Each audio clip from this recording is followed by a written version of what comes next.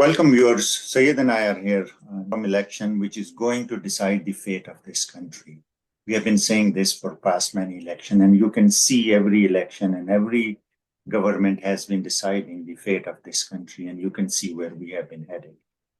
I want to bring today a very well-respected, I respect him personally very much because he's a very courageous, brave, and knowledgeable man, Mehdi Hassan, who has been a journalist for a long, long time. And he has faced a lot of, fire, heat, and brunt of taking a stand where he thinks and we believe in that, we should stand against injustice and with the weaker and with the exploited. And he has been doing that.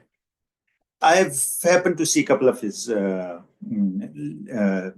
lately where he said that, okay, so he has addressed Kamala as well and he has aligned mostly with Democrats. He's worked on shows with the Democratic platform. And he said that, okay, well, Trump's war record is really a myth, that Trump did not go to war or he curtailed wars, as well as that he will not be good for the country, even though Democrats are bad, but Trump. But really, Mehdi Hassan, really, you say that? You have seen the difference between what Trump did in 4 years and what before Trump, you saw that 8 years of Obama and then 4 years of Biden is continuation of warmongering, greed, corporate slavery, and depriving people of their basic rights, starting a preamble to the Third World War. I mean, Israel is bombing 5 countries now. Trump had stopped all bombing. I know Pakistan was a victim of drone attacks every day. Every day there were drone attacks. Innocent civilians were being killed. Trump stopped that. There's not a single bullet fired. Middle East was calmer. Middle East has always been chaotic, but at Trump's time it was calmer. De-escalation with North Korea, de-escalation with Iran, and there was no war escalated or started at Trump's time. How can you even say that Trump, will be worse than these things? Yes, Trump is a blabbermouth. His rhetoric is not well thought out.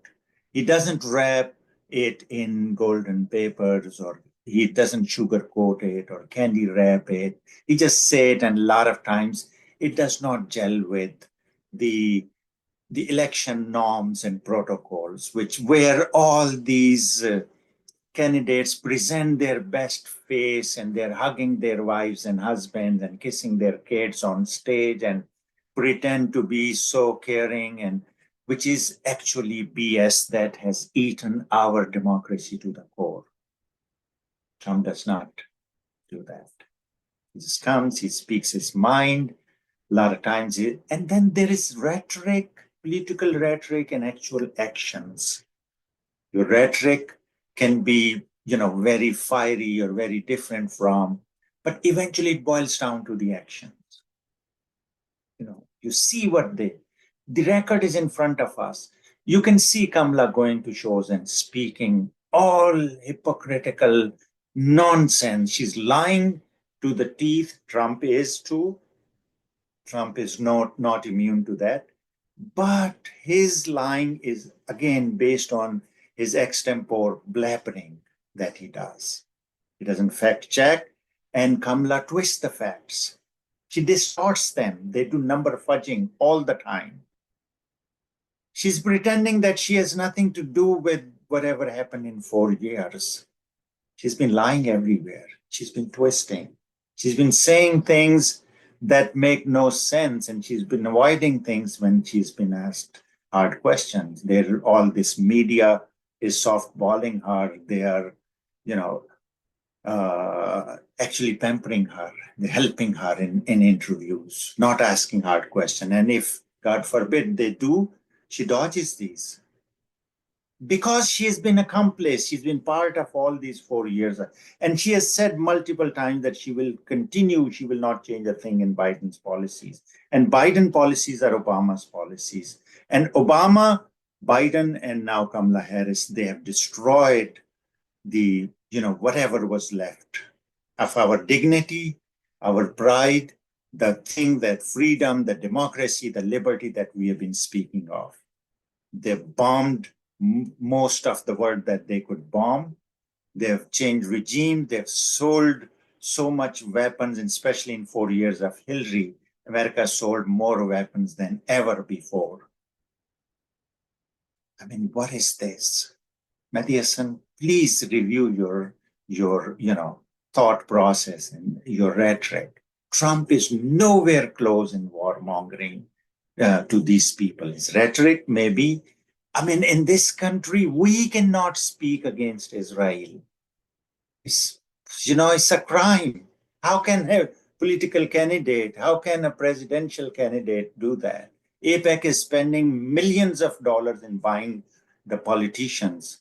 How can a presidential candidate say anything and have any hope of winning? Yes, Jill Stein is there. We respect her. She's been a very principled woman. But the system has tied her hands, her feet, her tongue. She's speaking, but her voice is not reaching where it should reach. So this is where we are, and this is where what we have. Sayed. Before I sort of build on what you've mentioned, I would like to set the stage here. I was having a conversation with a very young voter, and Speak up, Sayed. Okay, are you able to hear me now? Yeah. Yes, I would like to set the stage here before I sort of build on what you've mentioned, what you all the nice facts that you brought to our audiences. I was having a conversation with a young voter who's a first-time voter, right? So, and I was hearing many allegations, or I would say things, narratives that are being built against Donald Trump at the moment. Like he's a misogynist, he's he has links with Epstein, he's racist, he's going to put the Muslim ban on, and and whatnot. And even though the Michigan Muslims, they've endorsed him, even the Pakistani community, they've endorsed him as well. A lot of Muslim voters are more leaning towards Trump now, but then on the other hand, they're mentioning that there's a third option that they have now, which is the option of your own conscience, and you should go for that, which is Jill Stein. And, you should go with that and vote for her, so it's lots of, voter confusing, facts are being floated in. I wouldn't call them facts, but, some of them are just, like mudslinging at the candidate, because they know that Trump is not an institutional product. He was not born and bred in the institutions. He's an outsider, and the dual party system, unorthodox, very unorthodox, and he's yes. He's unpredictable. He can just flip overnight, and he might just flip on a very long-standing overarching policy that America has always had, and he might just completely flip on that policy and say this is not right. But say two things I'm sorry to interrupt you, but there are two things where he has been very, very consistent, and those two things concern US citizens more than the nonsense that has been created. Number one is war record. He's been very anti-war, and he's been bringing within the constraints. I mean, you can't compare all the other people within the system and him as like, oh, he should have been unrestrained and all that. Every US president has limitations. Second thing is on business. He's a businessman, and he has been supporting businesses. And his time, as soon as Biden came in, Biden has always been a corporate person. As soon as he came in, he levied more taxes on small businesses. So Trump has been very consistent in doing it. Please go ahead. So, as you mentioned, right, the triplets, Obama, Biden, and then Harris, the best sort of three stooges, the best recipe for the destruction of the image of America all over the world, right? Yeah. So there's a lot of, because of the ongoing war in Gaza and then attacks in Lebanon, and now, encouraging to strike on Iran. People have Israel is bombing 5 countries Five right countries. now. Five. 5 countries. Yes. How did it happen?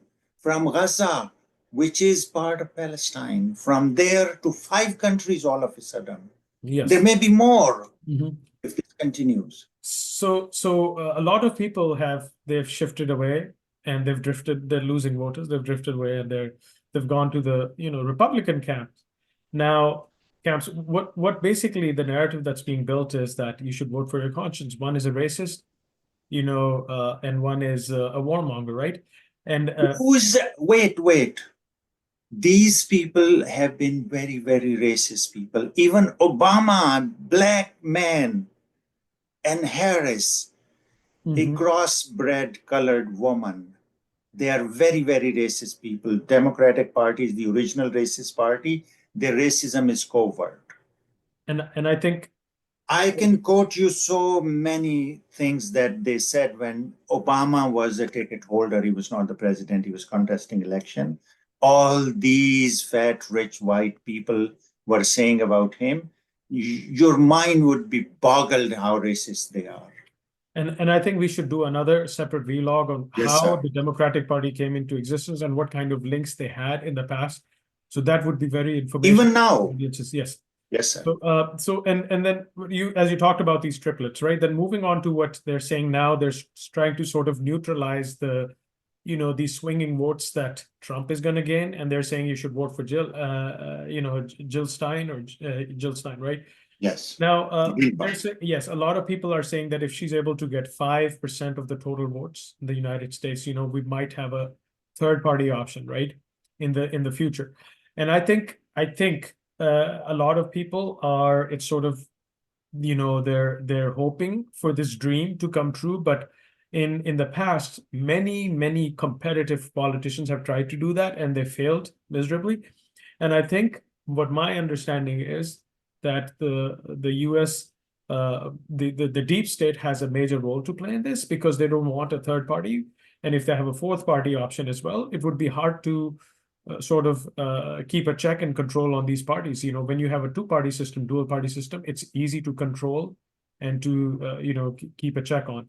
So I think they're saying that if she gets 5% of the votes, we might have a third party option in the next elections. But I think at this moment, for peace and for the image rebuilding of America as not being a warmongering, destructive country that goes around and bombs and destroys countries in partnership with Israel, and this sort of image of United States of Israel that's being built, I think the only person at this moment that has the potential to rebuild the image of America as a peaceful nation and as a very peaceful, progressive nation is I think Donald Trump. So that's what I think, and I would pass it over to you, sir. Yeah, Sid, I want to make 2 quick points. Number one, that it's not Jews versus everybody else. It's the Zionists. Yes. Jews have contributed so much. There have been lovely Jews. Jill Stein is a Jew, and there's so many others. I have friends, Jew friends as well, who have contributed so much. They care about humans. There is a Jewish Voices for Peace, is a very influential and very active organization that stands against injustice. So it's not about Jews, it's Zionists. The very DNA of Israel is corrupt because it's based on Zionism. And Jews do not like that either. That's number one. Number two is that you talked about triplets in Democratic Party, but you didn't talk about twins, the Republican Party and the Democratic Party. These are one party. There's no two-party system in America. It's one party in 2 packages. You wrapped one in red and the other one in blue, and you brought the same thing to us in 2. It's like American people have this illusion of choice. There's no choice. You can go back and any anthropologist, philosopher, or history, scholar can do the analysis and see that they're not too far apart. They instantly agree on wherever it is beneficial to them. If you look at I give you example of Patriot Act, we talked about in one of our vlogs before. Patriot Act was, inflicted upon America by Bush and Cheney. And it curbed our civil liberties. And we were expecting that Democrats who beat drum of civil liberties and rights all the time, they will come and they will rip it, from it's like hanging like a sword. Obama came and he upped the ante. He increased it. He made it worse. Obama wanted more surveillance. He wanted to curb more civil liberties. So what two parties? Two parties. Both parties are against Trump. Republicans do not want Trump. I mean, how interesting is that? It's one party, twins, two packages. Jill Stein cannot come into this system unless 325 million Americans wake up and they realize that they've been conned, they've been fooled, they've been extorted and exploited and coerced all this while. It's time for them to get up and get out of these ridiculous, notions of blue no matter who. I mean, any idiot, any Satan, any devil you will accept if it is dressed in blue. Remember Denzel Washington's movie, Devil in a Blue Dress? I mean, is that what we are going to do? Okay, so say the final words. These are sort of the gist of the whole discussion that we had when you mentioned there's one party. There's no two parties, there's one party. And the second party that you have as an option, which this one party does not like, is Donald Trump. So he's an outsider. He's an unorthodox leader, right? And he just comes out of nowhere. He was not born and bred by the institutions. So I believe, and according to his track record, he's the one who can make America truly great again. Thank you. Absolutely. My final word is that Donald Trump is an outsider. Western democracy is based on the philosophical foundation of Western democracy is better of the worse. Only the evil rises to the top, and you have to pick among them. And choice is obvious. Do not go for identity politics or personality politics. See the track record.